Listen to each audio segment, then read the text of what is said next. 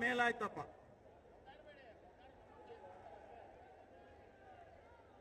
ಕರ್ನಾಟಕ ಪ್ರದೇಶ ಕಾಂಗ್ರೆಸ್ ಸಮಿತಿ ಮತ್ತು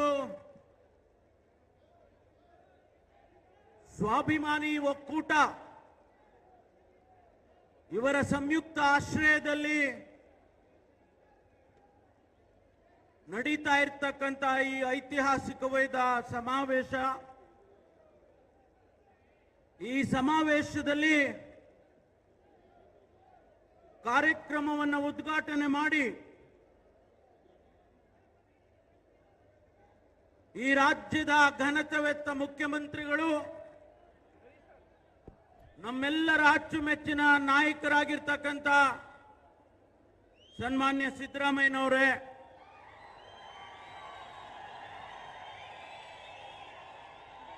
ಪ್ರದೇಶ ಕಾಂಗ್ರೆಸ್ ಸಮಿತಿಯ ಅಧ್ಯಕ್ಷರಾಗಿ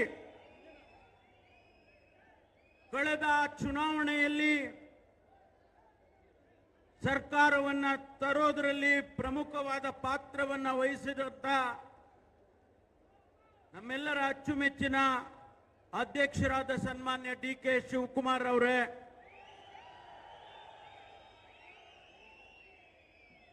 ಈ ಕಾರ್ಯಕ್ರಮದಲ್ಲಿ ದೆಹಲಿಯಿಂದ ಇಲ್ಲಿಗೆ ಆಗಮಿಸಿ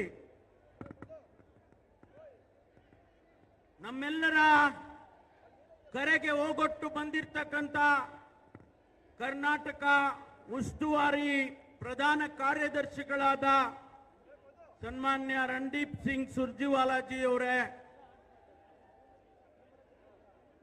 ನಾನು ಬೇರೆಯವರ ಹೆಸರನ್ನೇ ಯಾರದ್ದು ತಗೊಳಕ್ ಹೋಗೋದಿಲ್ಲ, ದಯಮಾಡಿ ಕ್ಷಮಿಸಬೇಕು. ವೇದಿಕೆ ಮೇಲೆ ಕುಳಿತಿರ್ತಕ್ಕಂಥ ಎಲ್ಲ ಸಚಿವ ಸಂಪುಟದ ಗೌರವಾನ್ವಿತ ಸಚಿವರುಗಳೇ, ಈ ಕಾರ್ಯಕ್ರಮದಲ್ಲಿ ಭಾಗವಹಿಸಿರ್ತಕ್ಕಂಥ ಶಾಸಕ ಸ್ನೇಹಿತರೆ, ಸಂಸದರುಗಳೇ,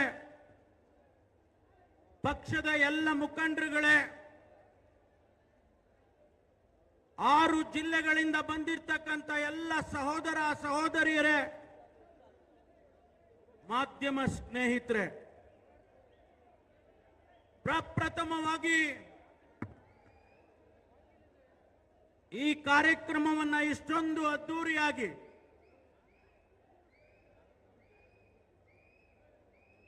ಲಕ್ಷಕ್ಕೂ ಹೆಚ್ಚು ಜನ ಇಲ್ಲಿ ಆಯೋಜನೆಯನ್ನ ಮಾಡಿ ಈ ಕಾರ್ಯಕ್ರಮವನ್ನು ಇಷ್ಟೊಂದು ಯಶಸ್ಸು ಮಾಡಿಕೊಟ್ಟಿರ್ತಕ್ಕಂಥ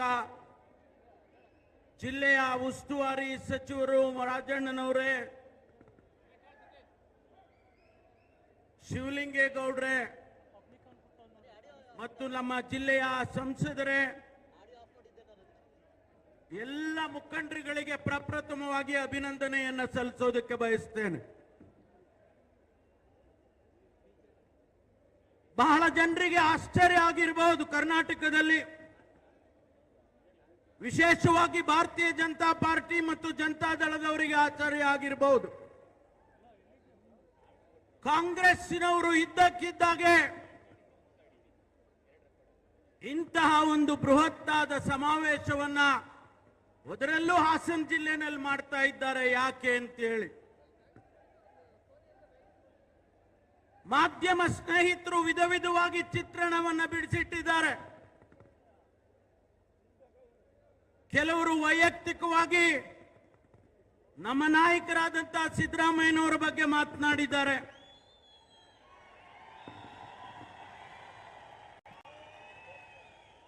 ಕೆಲವರು ಪಕ್ಷದ ಬಗ್ಗೆ ಮಾತನಾಡಿದ್ದಾರೆ. ಅವರು ಏನೇ ಮಾತಾಡಿದ್ರು ಕೂಡ ಈ ರಾಜ್ಯದ ಜನತೆಗೆ ನಾವುಗಳು ಕಾಂಗ್ರೆಸ್ ಪಕ್ಷ ಕೊಟ್ಟಂತ ಭರವಸೆಯನ್ನ ತುಂಬಿದ್ದೇವೆ, ಆ ಭರವಸೆಯನ್ನ ಈಡೇರಿಸ್ತಾ ಇದ್ದೇವೆ ಅಂತೇಳಿ ಮೊದಲನೇದಾಗಿ ಒಂದು ಸಂದೇಶ ಇಡೀ ರಾಜ್ಯಕ್ಕೆ ಹೋಗಬೇಕು. ಅದರ ಜೊತೆಯಾಗಿ ಭಾರತೀಯ ಜನತಾ ಪಾರ್ಟಿ ಮತ್ತು ಜನತಾ ದಳದ ಟೀಕೆ ಟಿಪ್ಪಣಿಗಳಿಗೆ,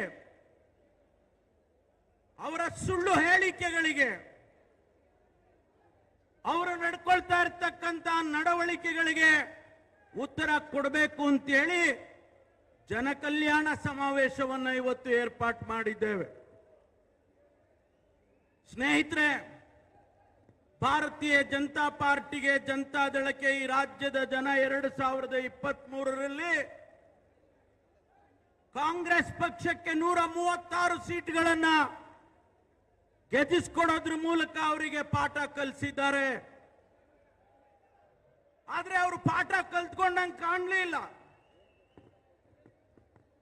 ಜನರ ತೀರ್ಮಾನವನ್ನು ಒಪ್ಪಿದ್ದೇವೆ ಅಂತ ಅವ್ರ ಬಾಯಿನಲ್ಲಿ ಬರಲೇ ಇಲ್ಲ. ಅದರ ಬದಲು ಏನು ಇವತ್ತು ಸಮರ್ಥವಾಗಿ ಈ ರಾಜ್ಯದಲ್ಲಿ ಆಡಳಿತ ನಡೀತಾ ಇದೆ ಸನ್ಮಾನ್ಯ ಸಿದ್ದರಾಮಯ್ಯನವರ ನೇತೃತ್ವದಲ್ಲಿ, ಕೊಟ್ಟ ಮಾತುಗಳನ್ನು ಉಳಿಸಿಕೊಂಡಿದ್ದೇವೆ. 5 ಗ್ಯಾರಂಟಿಗಳನ್ನು ನಾವು ಅನುಷ್ಠಾನ ಮಾಡಿದ್ದೇವೆ. ಬಹುಶಃ ನಿಮಗೆ ಹೊಟ್ಟೆ ಉರಿ ತಡ್ಕೊಳ್ಳೋಕ್ಕಾಗದೇ ಇರಬಹುದು, ಆದರೆ ನೀವು ಕೂಡ, ಭಾರತೀಯ ಜನತಾ ಪಾರ್ಟಿಯ ವರಿಷ್ಠರು ಕೂಡ ಬೇರೆ ರಾಜ್ಯಗಳಲ್ಲಿ ನಮ್ಮನ್ನ ಕಾಪಿ ಹೊಡೆದಿದ್ದಾರೆ. ಬೇರೆ ರಾಜ್ಯದಲ್ಲಿ ಅವರು ಕೂಡ ನಮ್ಮ ಹಾಗೆ ಗ್ಯಾರಂಟಿಗಳನ್ನು ಕೊಡೋದಕ್ಕೆ ಪ್ರಯತ್ನ ಮಾಡಿದ್ದಾರೆ. ಆದರೆ ಇಲ್ಲಿ ಮಾತ್ರ ಕಾಂಗ್ರೆಸ್ ಪಕ್ಷ ಹಣಕಾಸಿನಲ್ಲಿ ದಿವಾಳಿ ಎದ್ದೋಗಿದೆ. ಗ್ಯಾರಂಟಿಗಳನ್ನು ಅನುಷ್ಠಾನ ಮಾಡೋದ್ರಲ್ಲಿ ರಾಜ್ಯದ ಜನತೆಗೆ ಕಾಂಗ್ರೆಸ್ ಪಕ್ಷ ಮೋಸ ಮಾಡಿದೆ. ಈ ಮಾತುಗಳನ್ನೆಲ್ಲ ಆಡ್ತಾ ಇದ್ದಾರೆ.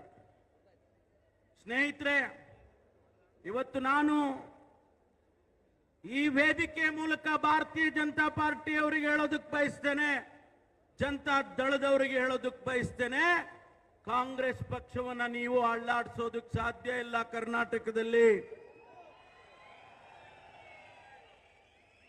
ಯಾವುದೇ ಕಾರಣಕ್ಕೂ ನಮ್ಮಲ್ಲಿ ಯಾವ ಭೇದ ಭಾವ ಇಲ್ಲ. ನೀವು ಹುಟ್ಟಾಕ್ತಾ ಇದ್ದೀರಿ ಭೇದ ಭಾವ. ನಿಮ್ಮ ಮನೆ 3 ಅಲ್ಲ 4 ಅಲ್ಲ 5 ಬಾಗಿಲಾಗಿ ಹೋಗ್ಬಿಟ್ಟಿದೆ. ನಮಗೆ ಹೇಳ್ತಾ ಇದ್ದೀರಾ ನಿಮ್ ತಟ್ಟೆನಲ್ಲಿ ನಮ್ಮ ತಟ್ಟೆನಲ್ಲಿ ನೊಣ ಬಿದ್ದಿದೆ ಅಂದ್ರೆ ನಿಮ್ ತಟ್ಟೆನಲ್ಲಿ ಹೆಗ್ಗಣ ಬಿದ್ದಿದೆ, ಅದು ಗೊತ್ತಾಗ್ತಾ ಇಲ್ಲ ನಿಮಗೆ. ನಿಮ್ಮ ಪಕ್ಷದ ರೀತಿಯಲ್ಲಿ ನಾವೇನು ಬೇರೆ ಬೇರೆ ಗುಂಪುಗಾರಿಕೆಯನ್ನ ಮಾಡಲಿಲ್ಲ.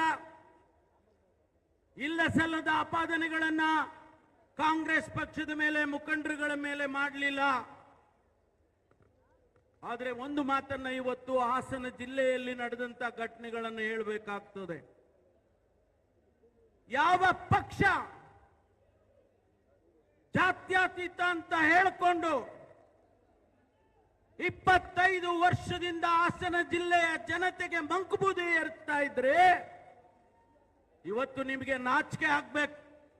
ಯಾರು ಕೋಮುವಾದಿ ಪಕ್ಷ ಇದೆ, ಭಾರತೀಯ ಜನತಾ ಪಾರ್ಟಿ ಕೋಮುವಾದಿ ಪಕ್ಷದ ಜೊತೆಯಲ್ಲಿ ಸೇರ್ಕೊಂಡು ಇವತ್ತು ಮಂತ್ರಿ ಆಗಿದ್ದೀರಾ. ನೀವು ನಾಚಿಕೆ ಆಗೋದಿಲ್ಲ ನಿಮಗೆ? ಮೊದಲು ಆ ಜಾತ್ಯತೀತ ಅನ್ನೋದನ್ನ ಚೇಂಜ್ ಮಾಡಿ ಕೋಮುವಾದಿ ಪಕ್ಷ ಅಂತ ಹೇಳಿ ಸೇರಿಸ್ಕೊಳ್ಳಿ ನೀವು ಕೂಡ.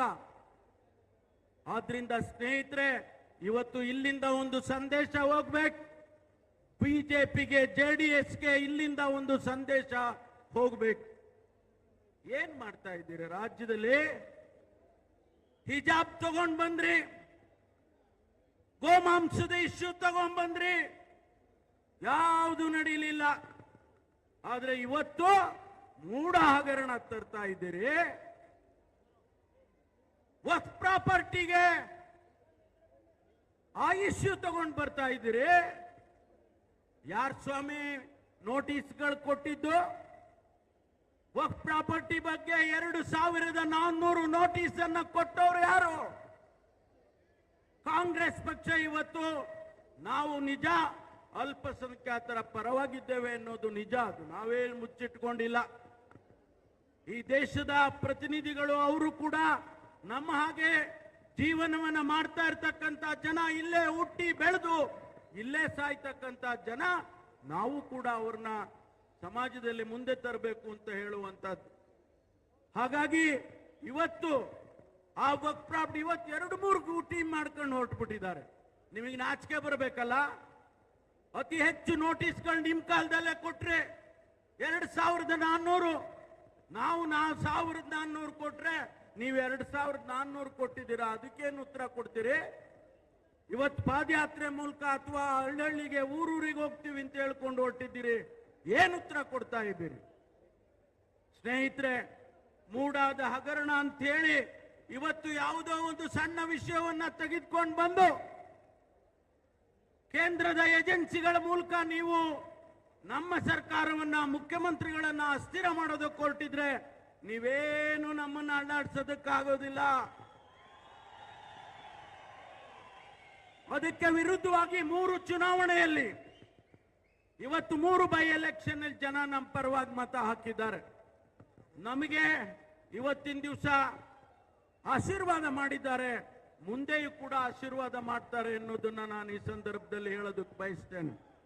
ಸ್ನೇಹಿತರೆ, ಮಾತನಾಡ್ತಕ್ಕಂಥವ್ರು ಬಹಳ ಜನ ಮುಖಂಡರುಗಳಿದ್ದಾರೆ. ನಾನು ಹೆಚ್ಚಿಗೆ ಮಾತನಾಡೋದಕ್ಕೆ ಹೋಗೋದಿಲ್ಲ. ಒಂದು ಮಾತನ್ನ ಹೇಳೋದಕ್ಕೆ ಬಯಸ್ತೇನೆ. ಕಾಂಗ್ರೆಸ್ ಪಕ್ಷ ಕರ್ನಾಟಕದಲ್ಲಿ ಸುಭದ್ರವಾಗಿದೆ. ಸರ್ವ ಜನಾಂಗದ ಶಾಂತಿಯ ತೋಟ ಅಂತ ನಾವೇನು ಹೇಳಿದ್ದೇವೆ ಅದನ್ನ ನಾವು ಅನುಷ್ಠಾನ ಮಾಡೇ ತೀರ್ತೇವೆ ಅನ್ನುವಂತ ಮಾತನ್ನ ಹೇಳಿ ನನಗೆ ಅವಕಾಶಕ್ಕಾಗಿ ವಂದಿಸಿ ನನ್ನ ಮಾತು ಮುಗಿಸ್ತೇನೆ. ಜೈ ಹಿಂದ್, ಜೈ ಕರ್ನಾಟಕ.